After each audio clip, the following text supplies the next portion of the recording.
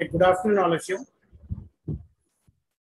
We will start the class on mercantile law. In this class, we will specifically talk about the special contracts under the Indian Contract Act. We have seen that the Indian Contract Act has got two types of contracts. One is the general law of contracts, which we have seen up till now. And the other type of contracts are the special contracts. Okay, special contracts are contracts of indemnity and guarantee, contracts of bailment and pledge. These are the two topics that we propose to cover in this class today. Okay. Now, what is a contract of indemnity? Section 124 of the Indian Contract Act defines a contract of indemnity as when a contract by which one party promises to make good the loss incurred by the other party, either by the behavior or conduct of the promiser himself, or by the conduct of any other person. I'll again tell you, a contract of indemnity is that contract where a person promises to make good the loss incurred by the other, either by the conduct of the promiser himself or by the conduct of any other person. This is a contract of indemnity. In a contract of indemnity, there are two parties involved. A contract of indemnity has one party called as the indemnifier and the other party called as the indemnified or the indemnity holder. Suppose, for example, I say that I will promise to make good, to compensate any loss that you might incur, either by my own conduct or by anybody else's conduct on whose behalf I will give this promise. There is a case law here. Now, in this case, you know that railways, they have got this cloakroom. Okay, you know what is a cloakroom? Can anybody tell me what is a cloakroom in a railway station? Anybody? Do you know? Have you ever heard? If you have not heard, I will tell you. No. Okay. See, usually what happens is a railway company will keep certain goods belonging to you, and they will keep the goods with them in a room called as the cloakroom and issue a receipt to you, and subject to payment of some fees. Okay, the cloakroom fee you have to pay, and they will keep your luggage or whatever goods you give them, they will keep with them for a period, and afterwards when you produce the receipt, they'll give the goods back to you, for which they will charge some amount. Okay, this is how the concept of a cloakroom will operate. Now, there was this railway company.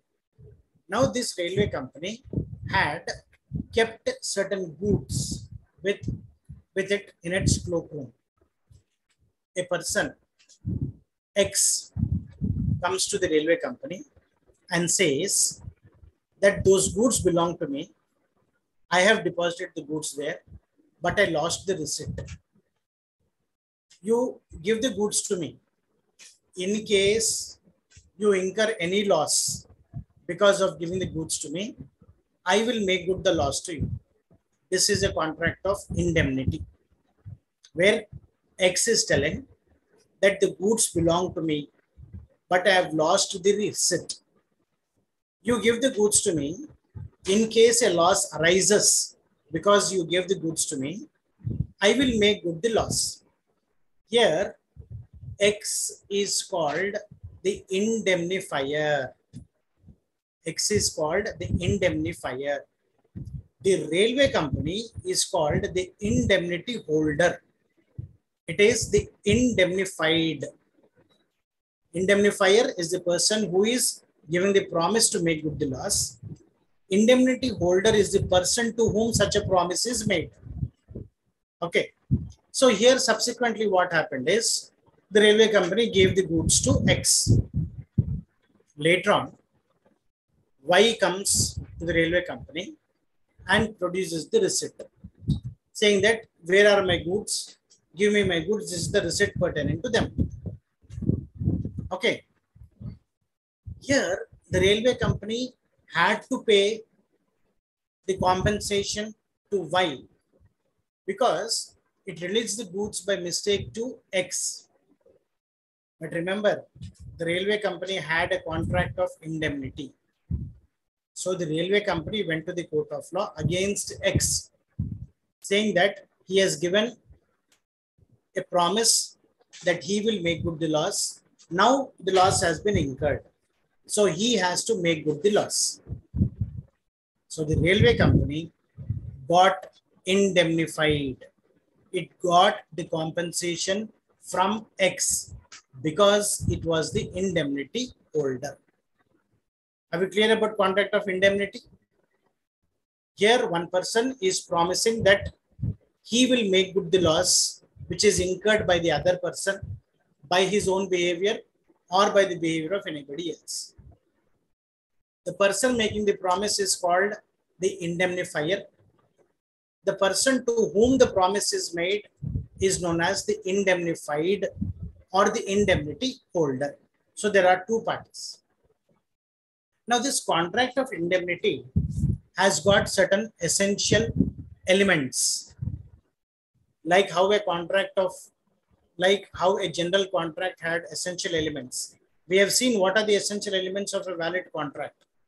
Can anybody tell me at least two essential elements? At least two essential elements of a valid contract. You will not tell. Because you say it is my duty to tell, not your duty. Okay. Okay, whatever it is. There should be an offer. There should be an acceptance. First essential element. The consideration should be present. The object should be lawful. Okay. The contract may be either express or implied. So like that, what are all the essential elements of a valid contract? The same essential elements also hold good for a contract of indemnity. Okay, the same essential elements. So in addition to that, there are certain other essential elements also which are important in a contract of indemnity. Okay, so what I'm explaining to you is on page number 49 of your study material. You can open page number 49 if you have the material with you. Now under 4.4, essential elements of a valid contract of indemnity are given. Okay, the first says that the contract of indemnity has to satisfy all the essential elements of a valid contract. Okay, and we have just now discussed what were the essential elements of a valid contract. Then second, one party must promise to save the other party from loss. Okay, so there should be a promise that if a loss is incurred, okay, if a loss is incurred, then that loss will be made good. Consequently, if no loss is incurred, the contract of indemnity will not arise. One person should promise to make good the loss, and as a result of his promise, the other person must have suffered a loss. Suppose he has not suffered any loss, the contract of indemnity will not hold good. Okay. Then the next essential element is the contract of indemnity may be either express or implied. Okay. Now, what is you know what is an express contract and what is an implied contract? An express contract is that contract which is in words spoken or words written. It is expressed. You tell it out. Okay. It is telling it out either by words which are spoken orally or words by which are written on a piece of paper. Then a contract of indemnity may also be implied from the conduct of the parties concerned.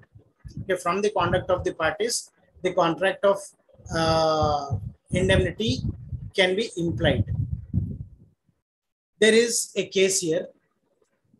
Now, in this case, there was an auction for the goods. You know what is an auction? Auction means that there are some goods which are laid out.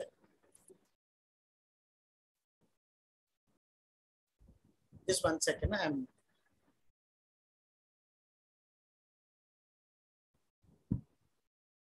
Okay, there are certain goods which are held in auction, and anybody who would want to purchase those goods has to make a bid.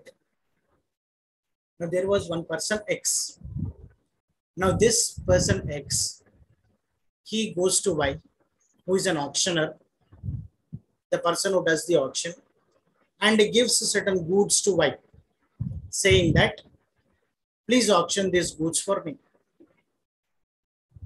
Y takes those goods and puts them on auction and sells off those goods and pays the money to X. Subsequently, Z comes to Y and tells him that the goods do not belong to X. How can you auction the goods that do not belong to that person who has given you those goods? Okay. Now, in this case, X gave the goods to Y, asking him to auction the goods. Y did not ask him whether he was the owner of the goods, because there is an implied condition, there is an implied assumption that when I'm giving certain things to you for auction, they belong to me. That is what I have implied by my action of giving the goods to you. And when you as an auctioneer have auctioned the goods, you are doing it in good faith, thinking that I am the owner. Subsequently, when I do not turn out to be the owner and you incur a loss because of my behavior, a contract of indemnity is created between you and me by my behavior of giving the goods to you. So the court of law held that Y has to make good the loss incurred by X has to make good the loss incurred by Y because of his own behavior, that is X's behavior. The implied condition, the implied contract here was that by your action, you have given an impression that the goods belong to you. That is why you have to make good the loss. Okay, so I'm explained this case because a contract of guarantee may be implied by the conduct of the parties concerned also. Okay, that is the reason why I've explained this case now. Okay, then next, coming to the contract of guarantee. A contract of guarantee is a contract which is defined under section 126 as a contract to perform the promise or discharge the liability of a third person in case of his default. Okay, listen to the words carefully. A contract to perform the promise or discharge the liability of a third person in case of his default. Now, going by these wordings, how many parties do you think are there in this contract? How many parties are there? There are three. There are three parties. One, a party who says that he will discharge the promise or he will discharge the liability in case another person, the third person, does not do it. To whom is he telling this? The person to whom he is giving this promise. To that person he is telling. So here there are three parties. First party A is telling B that he will discharge the obligation arising out of the contract in case C does not discharge his obligation. So here there are three parties. One person giving one person giving the guarantee. He is known as the surety. Second person is known as the principal debtor. The person whose default is being who is in case makes a default, that person's liability is sought to be discharged. He is known as the principal debtor. The person to whom the guarantee is given is known as the creditor. I'll explain this again. There are three parties, A, B, and C. A tells B that in case C does not discharge his obligation, I will do it on his behalf. This is a contract of guarantee, where A is known as the surety. The person to whom the promise is made is known as the creditor. Okay. The person whose default will give rise to this contract is known as the principal debtor. So there are three people here. This is known as a contract of guarantee. Now, what are the requirements of a valid contract of guarantee? The same thing. It should comply with all the essential elements, and then the presumption of consideration. See, whenever a contract is entered into, it is assumed that consideration is present. What is consideration? Consideration is something in return. Yesterday, I have used one term, quid pro quo. That is something in return. So this something is delivered, is presumed to be there in a contract of guarantee. Now here, an example is given that Y requested X to sell and deliver a washing machine to him on credit. Okay. X agreed to provide the machine, saying that he will give the machine if Z gives a guarantee for the payment of the price. Z gives the guarantee. Okay, Z gives the guarantee. In case Y fails to make the payment, Z has promised that he will make the payment. Okay, so here there are three parties, X, Y, and Z. Now X is asking Y that you deliver the washing machine to Z. In case Z does not pay, he will pay. This is a contract of guarantee. Now, in case, believing X's promise, Y has delivered the washing machine to Z. In case Z makes the payment, what is the role of the surety here? Is the role of surety there in case payment is made? I'm asking you something. See, this contract says that you give the washing machine to say Y. Okay, X is telling, or we will use the names of the people who are there in the class. Suppose Sheikh is one student. Sheikh, are you there? Mr. Sheikh is not there. Yes, sir. Okay, Sheikh is one party. Venu Reddy, are you there, Venu? Venu is not there. Okay, Gayatri, are you there? Gayatri, are you there? Sir, can you give the example on Hindi, sir? हाँ, थोड़ा सी आप हिंदी में explain करेंगे sir example. I'm not able to get you, Aisha. What are you telling? Sir I am saying that कि आप थोड़ा English में हिंदी में एग्जांपल एक्सप्लेन कीजिए ना. हिंदी में? हिंदी में थोड़ा, यस, थोड़ा सी example, only example sir. Say, I am not very well versed in Hindi. मुझे Hindi not. Only sir example sir, only sir examples. Okay, I will try to explain, but my Hindi is really bad. Okay If you don't understand, you should okay blame sir. me.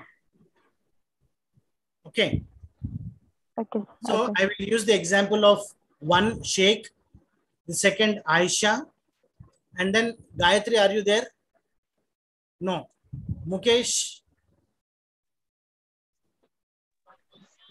Okay, we will use these three names: Sheikh, Aisha, and I'm there. Venu is there. Okay. So first, Sheikh is a surety. Aisha is the principal debtor. Venu is the creditor. Okay. Now, Sheikh is telling Venu that you deliver a washing machine to Aisha. In case Aisha doesn't make the payment, Sheikh is going to do it. That is what Sheikh said. Okay. Now, यहाँ three parties है. There are three parties. एक शेख है, एक वेनु है, एक आयशा आप हो. यहाँ पे शेख वेनु कह के एक दुकानदार है. वेनु वॉशिंग मशीन बेचते. सो शेख वेनु कने आके बोलते हैं कि वेनु आप आयशा को वॉशिंग मशीन भेजो. अगर आयशा पैसे नहीं दिए तो मैं दे दूंगा. Okay sir. ये कौन बोले? ये शेख बोले. अभी शेख यहाँ पे श्योरिटी है. श्योरिटी. Okay Venu sir. कौन है? वेनु प्रिंसिपल डेटार है. क्रेडिटर. हाँ सॉरी, वेनु क्रेडिटर है. Very good. आयशा आप प्रिंसिपल डेटार है. So yes sir. Sheikh okay Venu Ayesha को वॉशिंग मशीन दीजिए. अगर आयशा नहीं पे करे तो हम पे करेंगे, ऐसा बोले. अभी यहाँ पे देखो थ्री पार्टीज है. श्योरिटी शेख हो गया, वेनु रेड्डी क्रेडिटर हो गया, yes sir. Ayesha principal yes debtor sir. हो गया. अभी मैं एक क्वेश्चन पूछ रहा ओके. हूँ. अगर आयशा पेमेंट कर दी है वेनु को तो शेख का रोल क्या रहता? शेख शेख का क्रेडिटर. हाँ, शेख क्या? शेख पे का है. हाँ सॉरी सर. नहीं, शेख अगर पे करे तो. आप वॉशिंग मशीन. हाँ ओके. से सो आप अभी शेख वेनु रेड्डी आपको वॉशिंग मशीन भेज दी. आप वेनु को पैसे दे दिए. अभी शेख का रोल कुछ भी नहीं रहता. So why I am telling you all this is the surety will be discharged in case the principal debtor meets his obligation. Surety का रोल कब राइज होता? शेख कब आता पिक्चर में? जब आयशा पेमेंट नहीं करते. पे का. जब हाँ, आयशा पेमेंट नहीं करते, जब वेनु जाके शेख को पूछता आप दो बोले तो दिया मैं वॉशिंग मशीन, अब उन्होंने पेमेंट नहीं कर रहे हैं, आप देना मेरे को. ये कॉन्ट्रैक्ट ऑफ श्योरिटी है. तो यहाँ पे क्या होता? आयशा बाजू हट जाते, आयशा का कुछ रोल ही नहीं रहता. क्यों बोले तो शेख बीच में आके क्या बोला? अगर आयशा पे नहीं करे तो मैं कर दूंगा बोल के बोला ना. तो अभी वेनु जाके आयशा को नहीं पूछता कुछ भी. वेनु खाली शेख को पकड़ता. Sheikh has to give me the amount. So यहाँ पे क्या होता? When there is a contract of guarantee, the creditor's role will not be there. The surety's role will be more, and surety's role will come only when there is a default. If there is no default, surety will not come into the picture at all. Okay. Then see, the parties to the contract of guarantee must be capable of entering into the contract. They have to be competent to contract. That is, for example, see, we have talked about the competency of the parties. Okay, what is the meaning of competency? Yesterday, I was telling you that there are three parties who cannot enter into a contract. Okay, who are those three parties? Minor, person of unsound mind, person who is disqualified by law. These three cannot enter into a contract. However, if a principal debtor is not competent to contract, a contract of guarantee can still come into existence. In this case that I have explained, Sheikh अगर washing machine Ayesha को दे दो, आयशा नहीं पे करे तो मैं पे करूंगा बोल के जो शेख बोला, एक गारंटी क्रिएट हो गया यहाँ पे. अभी आयशा माइनर है तो भी शेख को पेमेंट करना पड़ता अगर आयशा नहीं करे तो. Otherwise if Aisha is a minor, contracts with minors are void. But however, if there is a contract of guarantee and the principal debtor is a minor, still the guarantee will be valid. Still it will be valid because a contract is between Venu and Sheikh, principal debtor and the surety. So that is why it continues to be there. Then here I have given one example. अभी surety जो Sheikh surety है, उन्होंने क्या बोला, आप एक washing machine आप आयशा को दो, अगर उन्होंने पैसे नहीं दिए तो मैं देता. ये बोला ना, यही बोला. यस सर, ऐसे बोलो आप. Yes sir. एक वॉशिंग मशीन अज्यूम करो कि वेनु एक जनरल स्टोर का ओनर है, प्रोविजन स्टोर. शेख आके क्या बोला, आप सौदे दे दो आयशा को, अगर उन्होंने पैसे नहीं पे करे तो मैं पे करूंगा. तो यहाँ पे क्या हुआ, शेख आके आप सौदे दे दो, कितने बार देना, एक बार, दो बार, तीन बार, कितने बार देना is not mentioned. Okay, if the surety does not mention the time period, it is known as a continuing guarantee. Sheikh क्या बोला, वेनो को आप सौदे दे दो आयशा को, उन्होंने पे नहीं करे तो मैं पे करूंगा, ये बोला शेख. सो आयशा कितने सौदे लिए तो कितने बार लिए तो भी उतने बार शेख को पे करना पड़ता. फर्स्ट केस में शेख क्या बोला, एक वॉशिंग मशीन दो, अगर वेनो आयशा को 3-4 वॉशिंग मशीन दिया तो the surety will not be liable. क्यों बोलते उन्होंने क्लियरली बोला एक वॉशिंग मशीन. ये क्या है, स्पेसिफिक ट्रांजैक्शन है, it is a specific guarantee. सिर्फ एक वॉशिंग मशीन दो. सेकंड केस में क्या हुआ, आप उनको सौदे देते रहो, जब तक उन्हें पे नहीं करेंगे मैं पे कर दूंगा. ये क्या है, कंटिन्यूइंग गारंटी है. सो गारंटी में बी स्पेसिफिक और इट में be continuing. Okay, so these are the types of guarantees that I have explained. A continuing guarantee, that is a specific or simple guarantee, or a continuing guarantee. Okay, then coming to surety's liability.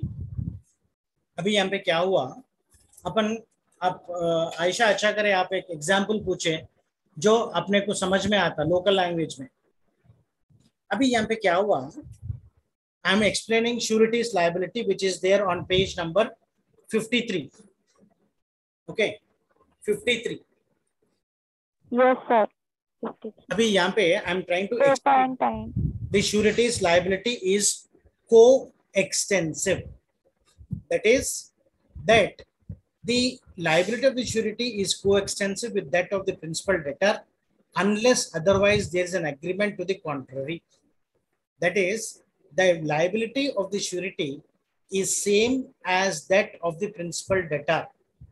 That is, whatever the principal debtor has to pay, the surety will pay only that much, not more than what is there. Okay. See, I will give you an example.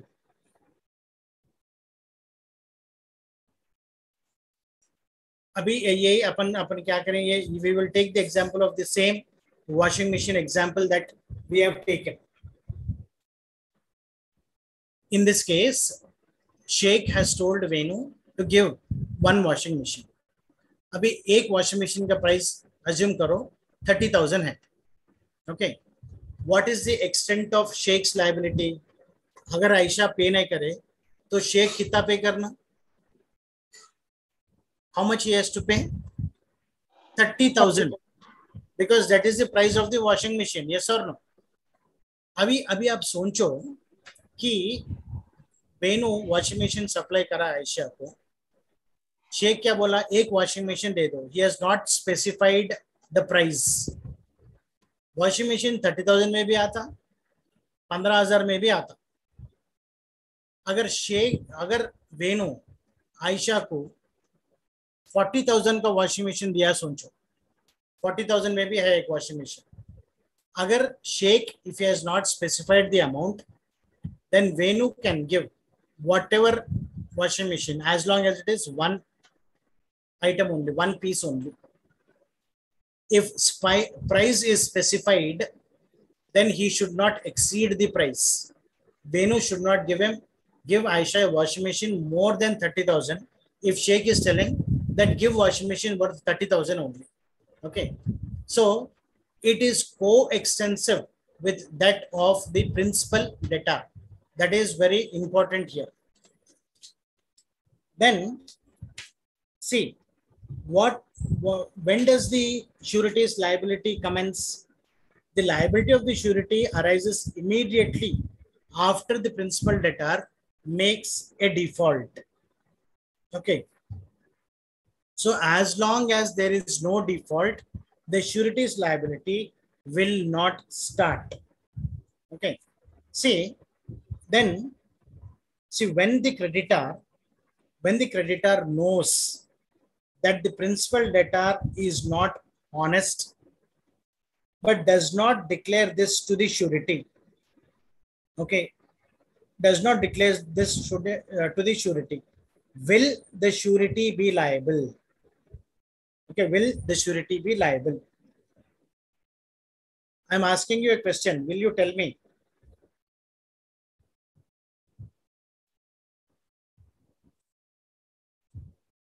आपको मेरा question समझ में आया?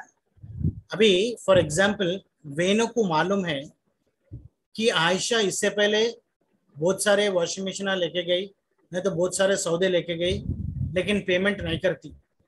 ये वेनु को मालूम. अभी शेख आके क्या बोल रहा वेनु को, आप आयशा को सौदे दे दो, आयशा पैसे नहीं पे करे तो मैं पे करूंगा. समझ में आ रहा आपको Ayesha? Yes sir. Yes sir. Yes sir. यहाँ पे क्या हुआ, वेनु को मालूम कि आयशा सौदे लेके जाते लेकिन पैसे नहीं देते. ये बात शेख को नहीं मालूम. ये बात शेख को नहीं मालूम. तो शेख आके क्या बोलता, आप दे दो, अगर उन्होंने डिफॉल्ट करे तो मैं पे करूंगा. ये बात वेनु को मालूम कि आयशा पैसे नहीं देते. अगर ये बात वेनु शेख को नहीं बोला, then the surety is not valid. Surety liability. The surety will not be valid. That is, all material facts regarding the principal debtor, if they are known to the creditor, must be shared with the surety. Okay, must be shared with the surety. So this is the liability of surety. Then the rights of the surety are also there against the creditor and rights against the principal debtor. Okay. Then what is the distinction between a contract of indemnity and a contract of guarantee? Okay. We have seen contract of indemnity and contract of guarantee. What is the difference? Now here in a contract of, this is on page number 58. Page number 58. I am explaining important topics. Okay. So the distinction between a contract of indemnity and a contract of guarantee is the first one, number of parties. In a contract of guarantee, there are two parties. In a contract of indemnity, there are two parties. In a contract of guarantee, there are three parties. And in a contract of indemnity, there is only one contract between the indemnifier and the indemnity holder. But in a contract of guarantee, there are three separate contracts. One between the surety and the creditor. Second, the contract between the creditor and the principal debtor. And third, the contract between the surety and the principal debtor. Okay, so there are three different contracts. Then the next point of distinction is purpose or object of the contract.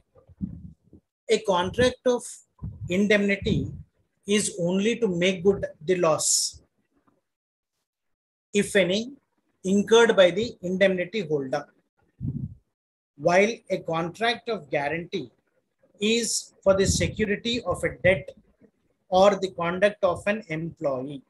Okay, that is a contract of guarantee. The nature of liability in a contract of indemnity is primary in nature, while in a contract of surety, it is secondary in nature, in the sense that the surety will be liable only when the principal debtor makes a default. Now here, in a contract of indemnity, the indemnifier acts independently without any request from the debtor. But in a contract of guarantee, the principal debtor, okay, the surety will give the guarantee only on the request of the principal debtor.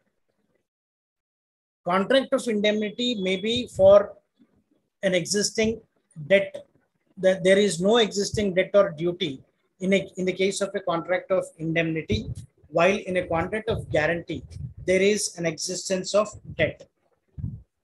Then the right to sue and the occurrence of liability in a contract of indemnity, the indemnifier has no right to sue the third party, while in a contract of guarantee, the surety has a right to sue the creditor. In the case of liability of the occurrence of contract of indemnity, the contract of indemnity arises only on the happening of a contingency. What is a contingency? Contingency is an event, okay, an event that occurs. This is about contract of indemnity and a contract of guarantee.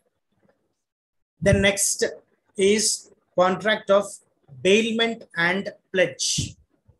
Contract of bailment and pledge. What is the meaning of bailment?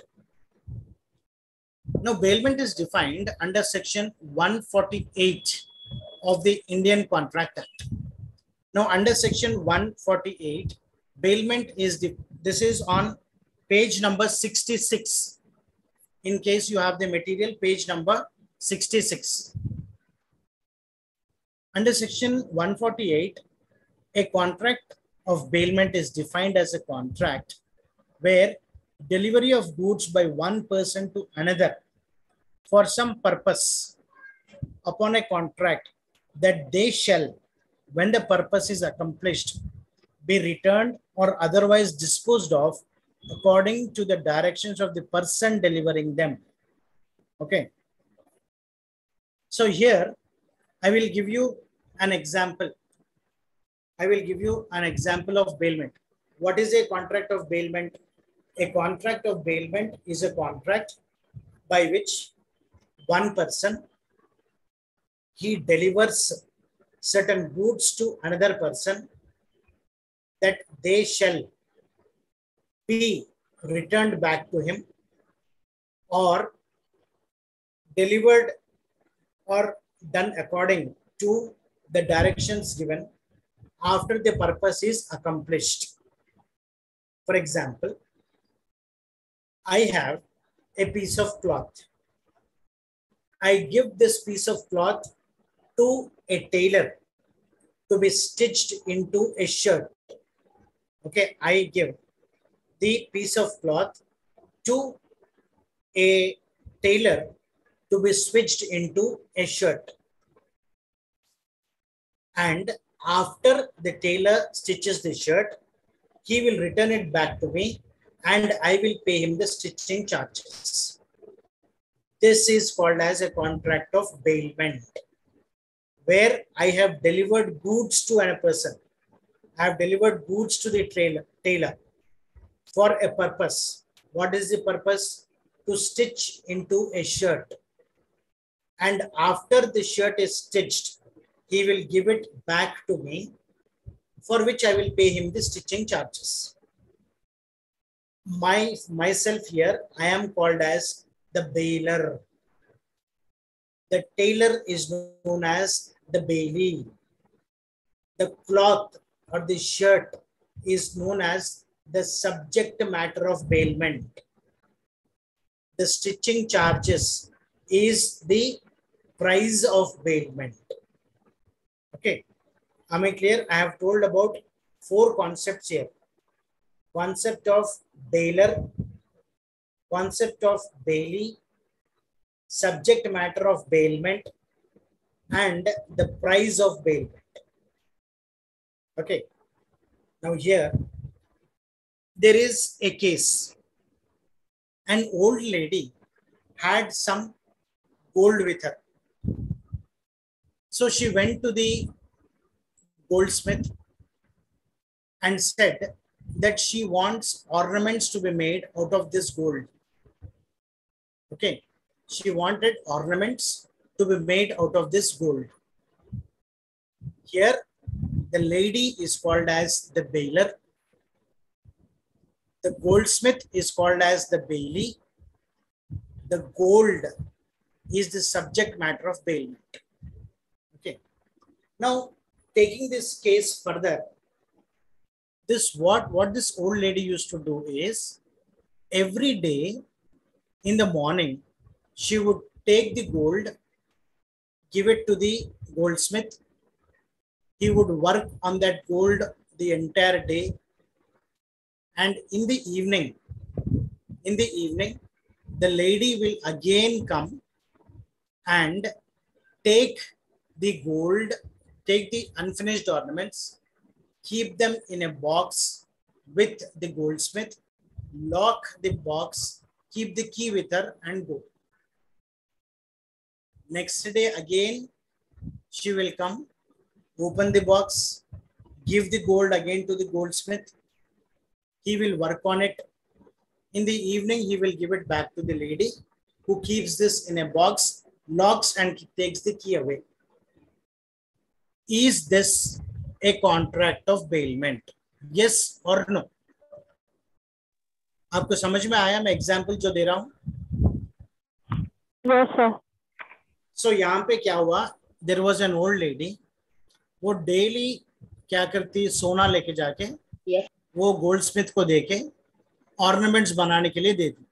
ये ornaments 1-2 दिन में नहीं बनते, 1 हफ्ता 10 दिन लगता. तो वो रोज क्या करती, आके सुबह ऑर्नामेंट्स देती उसको, गोल्डस्मिथ को.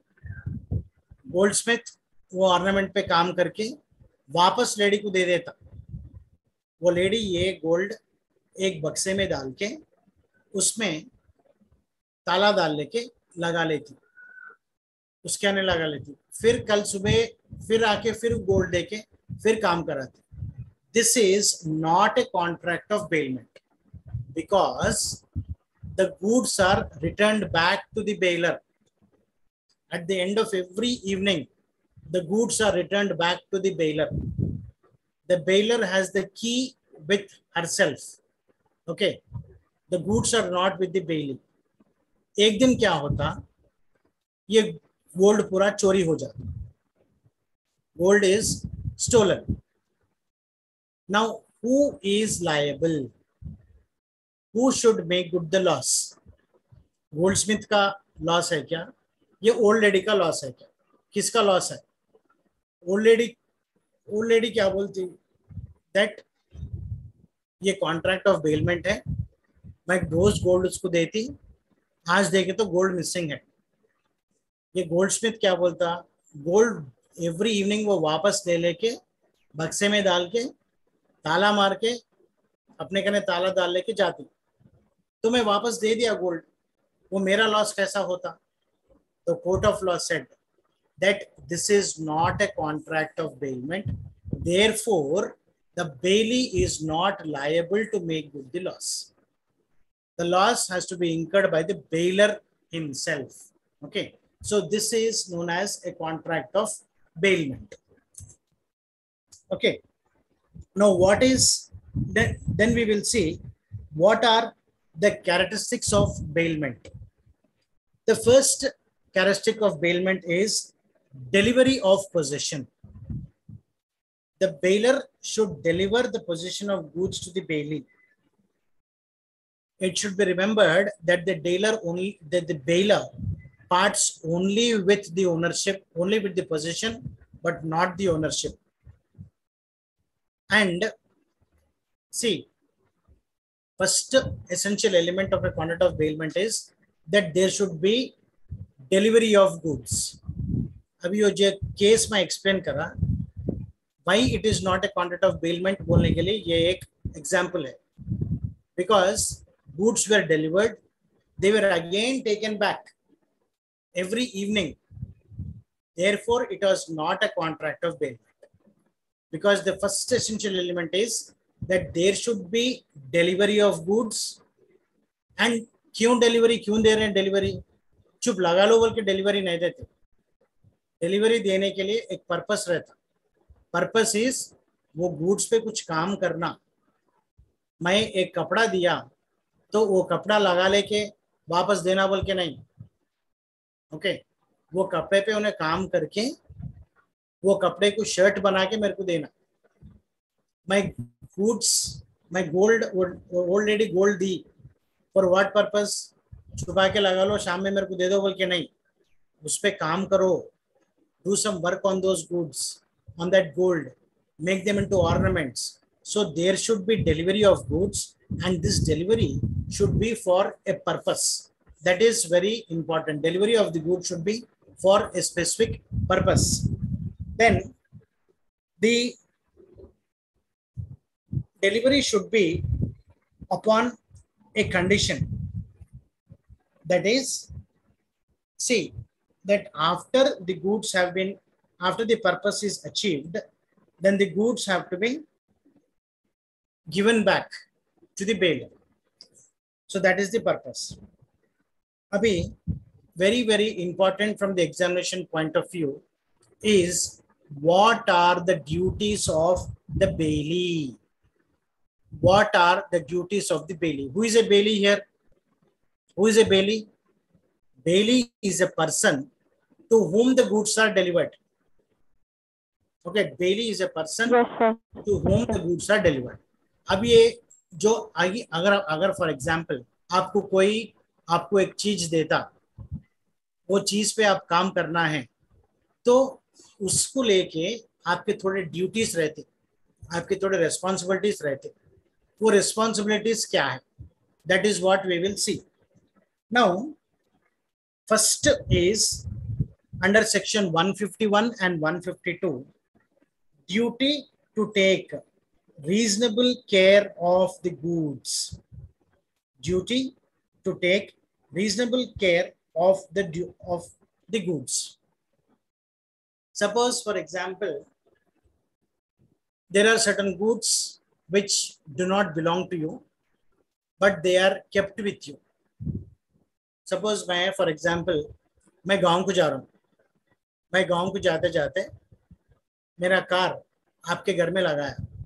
आपको बोला भाई मैं एक हफ्ता 10 दिन के लिए गांव को जा रहा हूँ, मेरा कार आपके गैराज में लगा लो, मैं आए बाद वापस ले लेता हूँ.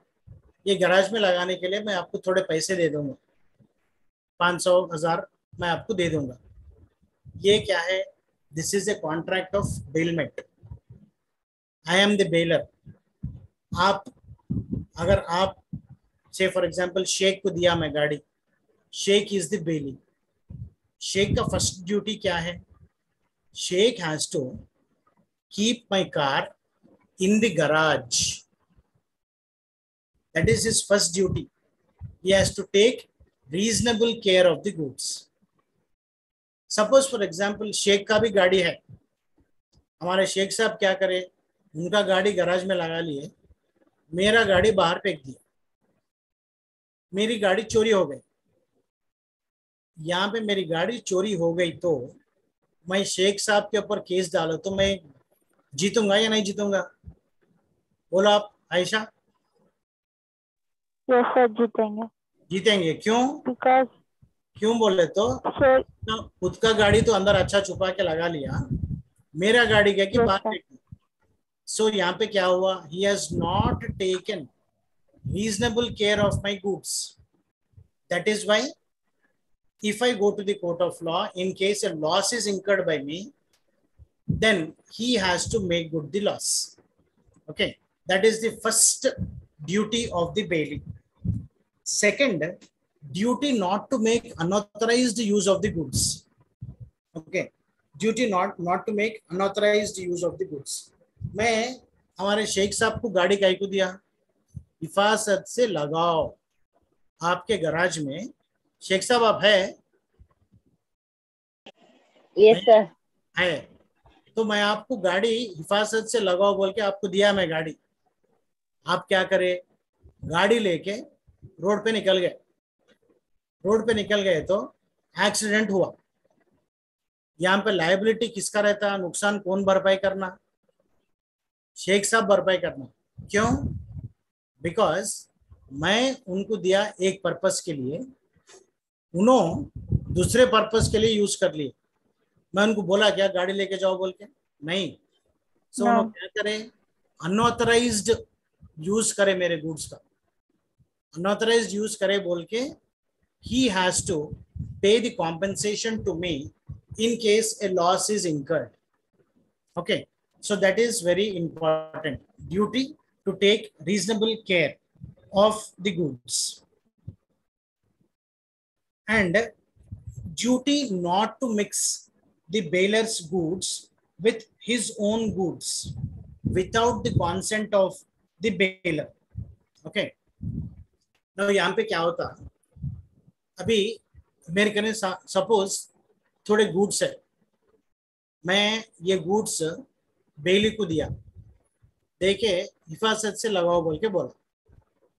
सपोज ये सोचो कि ये मेरे एक 100 नीलकमल के प्लास्टिक चेहरा थे।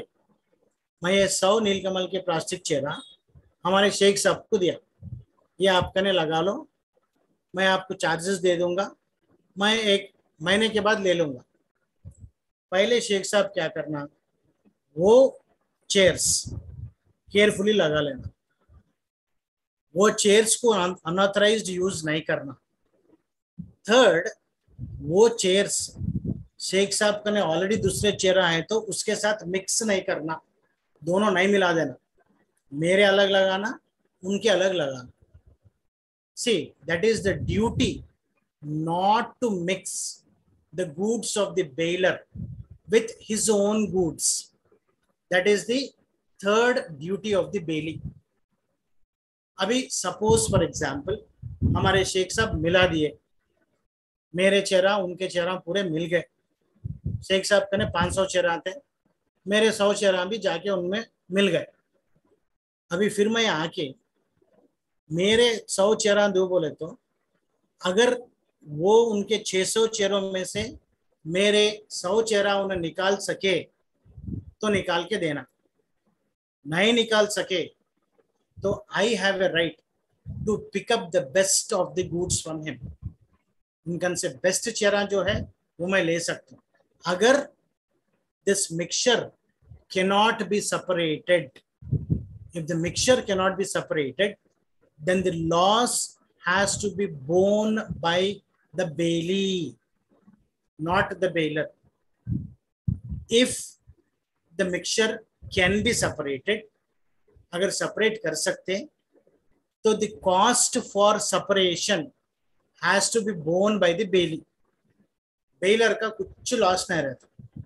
अगर मिला दिए तो goods, रूल क्या है, उन्होंने नहीं मिलाना, चलो मिला दिए तो सेपरेट कर सके तो करना, सेपरेट कर नहीं कर सके, उसकी वजह से मेरे को कुछ लॉस हुआ, वो लॉस पूरा उन्हें भरपाई करना. Okay, this is the contract of bailment and the duties of the bailor and bailee. Another important duty, which is the last duty, is duty to deliver the goods back. Okay, duty to deliver the goods back. Suppose for example, मैं अपना example ले लेंगे. मैं शेख साहब को मेरा car 10 दिन के लिए लगा लो बोल के दिया. 10 दिन के बाद मैं आए तो शेख साहब का ड्यूटी क्या है? He has to give the car back to me. Yes or no? That is his duty, to deliver the goods back. I will give you one example here. Suppose for example, before going to my village, मेरे कने एक घोड़ा है. ये घोड़ा I have given to Aisha. कि बोला आयशा भाई आप ये घोड़ा आप कने लगा लो, मैं एक 1 मंथ के बाद आऊंगा, आए बाद मेरे को वापस दे दो. ठीक है बोल के Ayesha has taken that horse. मुझे नहीं मालूम था कि वो हॉर्स वाज प्रेग्नेंट. मैं आने तक वो हॉर्स एक बछड़े को जन्म दिया. वापस आके मैं वो हॉर्स लिए तो आयशा सिर्फ हॉर्स ही देते या हॉर्स के साथ बछड़े को भी देते? I am asking U A question. Ayesha आपको समझ में आया मेरा क्वेश्चन? हाँ सर, दोनों भी दे देते. दोनों भी दे देना. Because one of the important duty of the bailee is not to claim any accretion to the goods. accretion बोले तो any addition हुए goods को उन्होंने claim नहीं करना. He has to give the goods back together with any increase in the goods. ये important point है. Together with the increase in any goods. आप नहीं बोल सकते आप मेरे को खाली घोड़ा दिए मैं आपको खाली घोड़ा वापस देती बोल के नहीं बोल सकते. क्यों बोलते हो? आपका ड्यूटी है कि if there is any accretion means increase in the value of the goods, they have to be returned back together with the accretion to the bailor. That is very, very important. Okay. Then अभी bailor के duties क्या है? bailor के तौर पे ड्यूटियां रहते.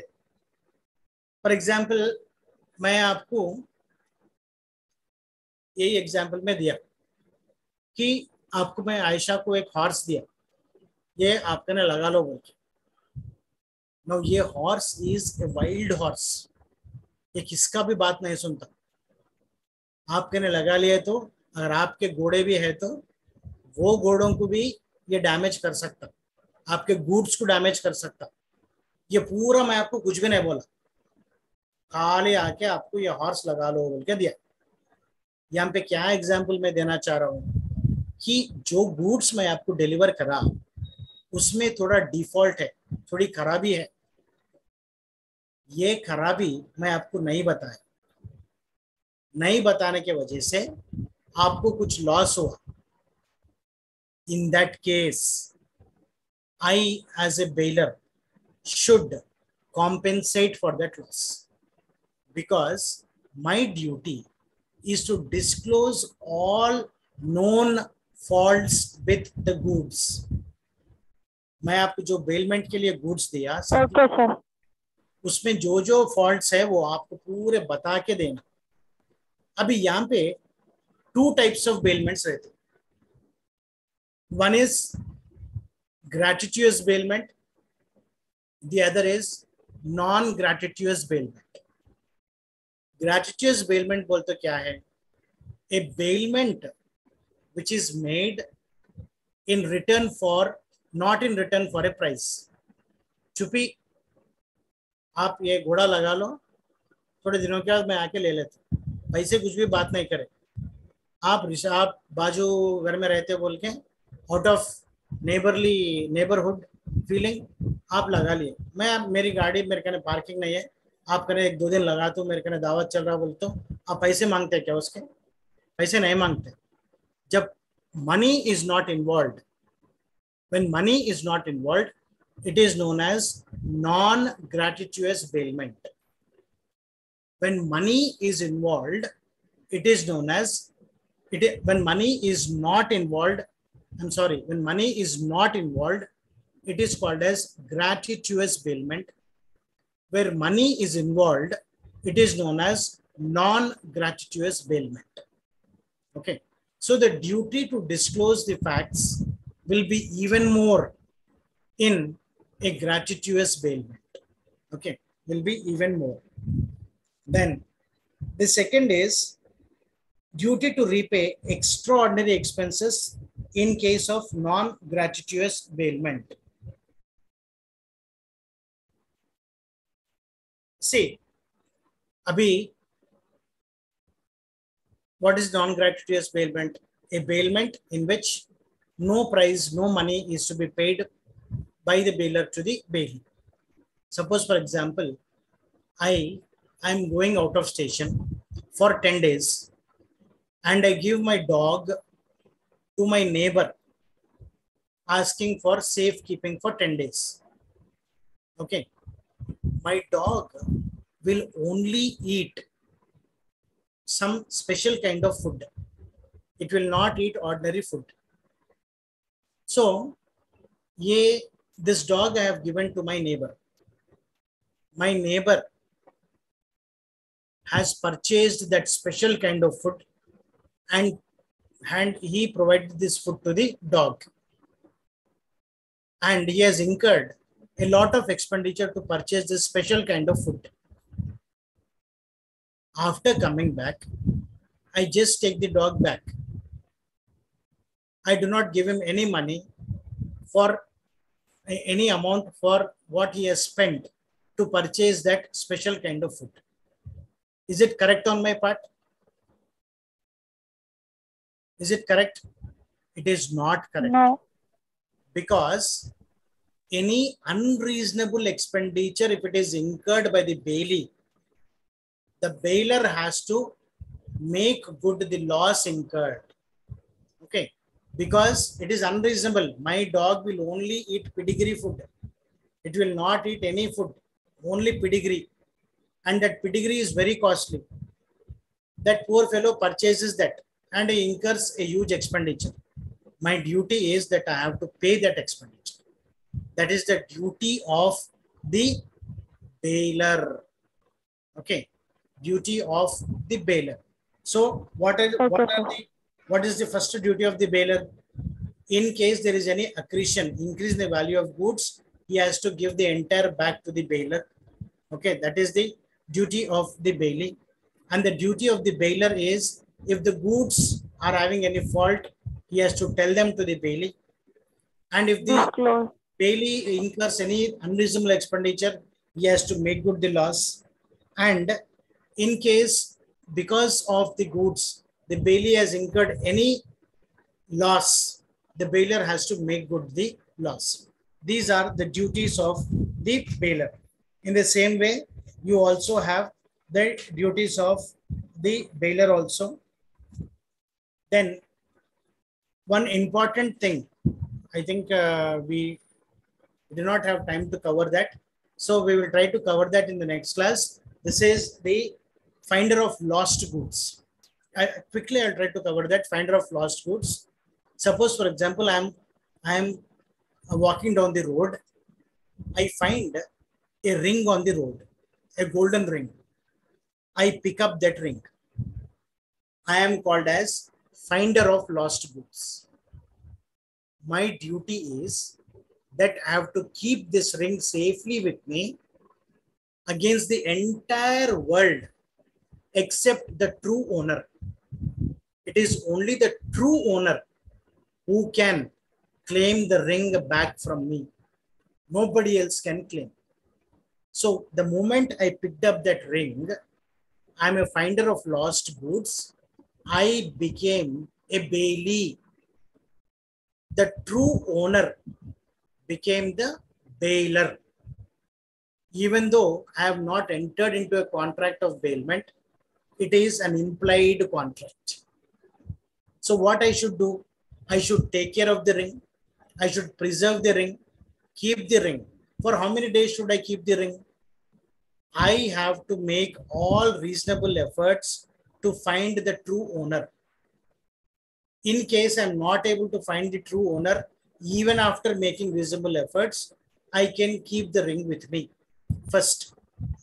Second, Yes, sir. I continue to keep the ring with me, but I'm incurring some expenditure. And this expenditure is more than 2/3 of the value of the ring. Then I can retain the ring without incurring any further expenditure. So this is about the finder of lost goods. So this was the contract of bailment, and another is a contract of pledge. Pledge means you all know what is pledge. Girvi. Okay, in Hindi you call it as girvi, and in Telugu you call it as Pudva Bettadam. That is pledge. You know what is pledge? That I borrow some amount from you. In return, I pledge my goods with you. Okay, I keep my goods with you. This is contract of pledge, bailment and pledge. So this is about your block 2.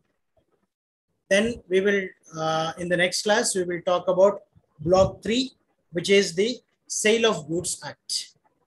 Okay, so with this, I am ending the class. You have got any doubts? You want to ask anything? Anybody?